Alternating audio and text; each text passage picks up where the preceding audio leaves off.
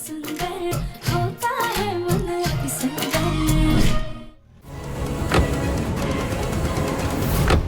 Party की हलचल में तुम इतना खो गई कि तुम खुद ही केक नहीं खा पाई।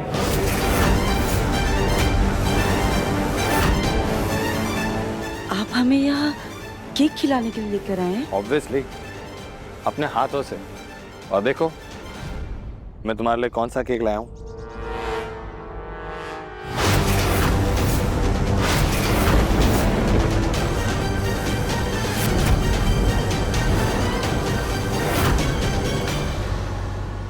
अब जैसे ही राधिका इस सिरप वाले केक को खाएगी, वैसे ही वो इस दुनिया से अलविदा हो जाएगी। खास वो केक का पीस जो तुमने राधिका के लिए निकाल के रखा था।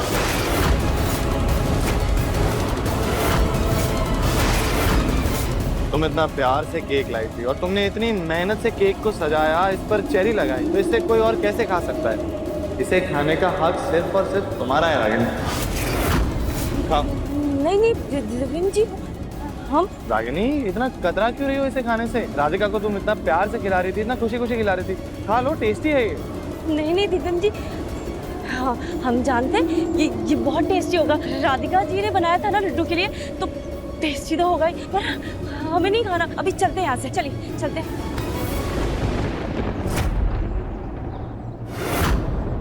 क्यों नहीं खाना रागिनी, जबकि तुमने इसमें कुछ स्पेशल मिलाया भी है? इससे और भी टेस्टी हो गया होगा।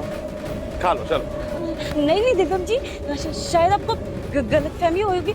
हमने कुछ नहीं मिलाया इसमें, सच बोल रहे हैं। चलिए चलते हैं। हाँ कुछ नहीं मिलाया? नहीं। तुम्हें याद नहीं?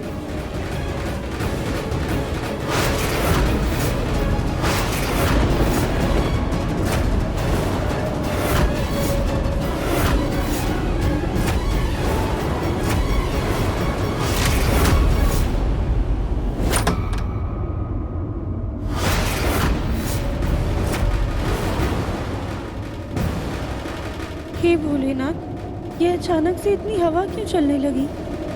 दिव्यम जी भी पता नहीं रागिनी जी के साथ कहाँ चले गए हैं। हमारा मन बहुत बेचैन हो रहा है। मम्मी पापा कहाँ है?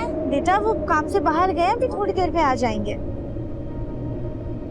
लड्डू चलो ना, फोटो खिंचवाते हैं। हाँ लड्डू चलो। जाओ। चलो।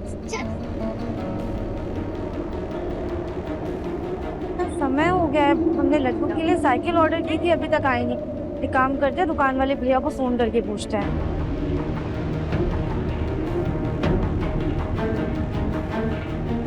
हेलो भैया, हमने साइकिल का ऑर्डर दिया था, अभी तक आई नहीं। मैडम जी, आज ना हमारे टेम्पो का एक्सीडेंट हो गया है, आज तो डिलीवरी नहीं हो पाएगी। अगर आपको अर्जेंट ही चाहिए तो आप खुद दुकान पर आइए और ले जाइए। अच्छा ठीक है भैया, हम आते हैं। लड्डू बच्चों के साथ पार्टी में व्यस्त है, तब तक हम चुपके से जाके इसका गिफ्ट ले आते। अगर सामने से जाएंगे तो सवालों की झड़ी लगा देगी और खुद ही अपना सरप्राइज बिगाड़ देगी।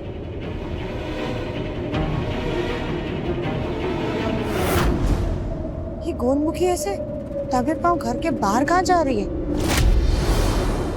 ये क्या है?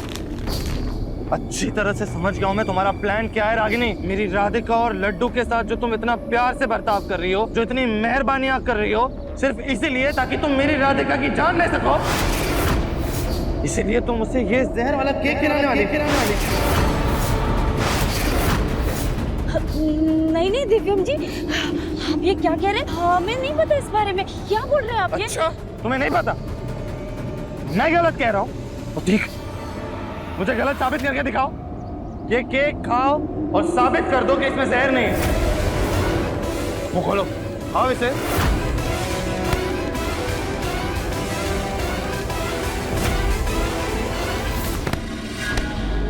हाँ, इसमें जहर है।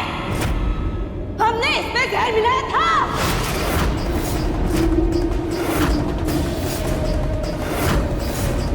जहर नहीं मिलाते तो और क्या कहते? चुपचाप हाथ में हाथ रखे अपनी खुशहाल जिंदगी में आग लगने देते, और पर अपने घर को, अपने परिवार को टूटते हुए, बिखरते हुए देखते रहते।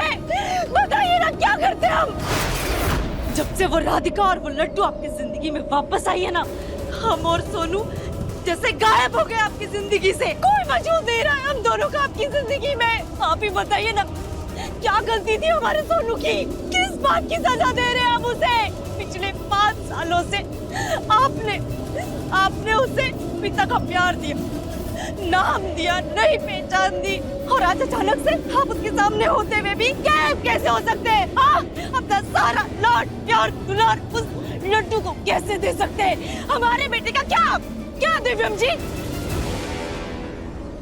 वो राधिका, उसने तो हमारे सुहाग पे हाथ मारा ही था, लेकिन उसकी बेटी ने भी हमारे बेटे से उसके पिता का हाथ छीन लिया।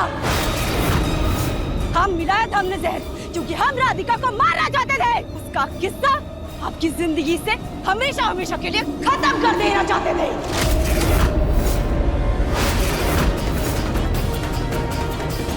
क्योंकि आपकी जिंदगी की कहानी हमारे साथ लिखी है, उस राधिका के साथ नहीं।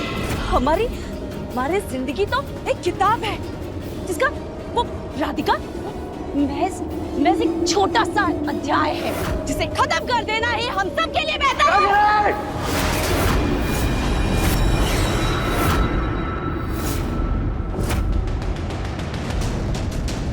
हिम्मत कैसे हुई तुम्हारी मेरी राधिका के बारे में ऐसे बोलने की, उसे तकलीफ देने की, उसे मारने की सोची भी कैसे तुमने? आपने हमें हिम्मत दी, आपने हमें मजबूर किया कि हम इस दरिंदगी, इस हैवानियत पे उतरे। मेरी राधिका सुन के हमारे कान पक चुके हैं।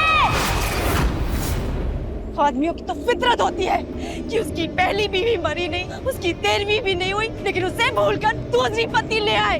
लेकिन किस मिट्टी से बने आप दिव्यम जी? आपकी पत्नी को मरे में 5 साल हो गए, दूसरी पत्नी आ गई, एक बच्चा आ गया, लेकिन पहली पत्नी का नाम न आपके जुबान से गया, न आपके दिलो दिमाग से गया, न आपके ज़हन से गया। क्या कमी थी हमारी सेवा में दिव्यम जी कि आप हर पल राधिका नाम की माला जपते रहते हैं? बताइए दिव्यम जी, पिछले 5 सालों में हमने उस राधिका से भी ज्यादा आपके घर परिवार का ख्याल रखा, की खुशियों का ख्याल रखा, इस घर में, घर के लोगों के दिलों में अपनी जगह बनाई। आपके लिए हम खुद को भूल गए, लेकिन उस राधिका और उस लड्डू के आते ही आपने हमें भुला दिया। लेकिन हम ऐसा होने नहीं देंगे। आप हमें अपनी जिंदगी में एक नया कोना दे सकते हैं, पर हमारे बेटे का आप पर, आपके घर पर पूरा हक है, और वो हम किसी को छीनने नहीं देंगे। ओनू, मेरी जिम्मेदारी था, मेरी जिम्मेदारी है, और मेरी जिम्मेदारी रहेगा। मैं अपना फर्ज नहीं भूला हूँ रागिनी, लेकिन तुम शायद भूल गई हो।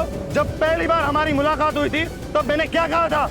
मैं तुम्हें एक नई जिंदगी दे रहा हूँ तुम्हारे इस बच्चे के लिए, लेकिन एक बात हमेशा याद रखना, राधिका मेरी पत्नी थी और राधिका ही मेरी पत्नी रहेगी। मैंने साफ कहा था तुमसे कि मुझ पर सिर्फ और सिर्फ राधिका का हक है और किसी का नहीं, और तुम मेरी कुछ नहीं हो, तो तुम्हारा मुझ पर कोई हक नहीं है। जिस पर तुम्हारा कोई हक नहीं, उसे तुमने छीनने की हिम्मत कैसे की?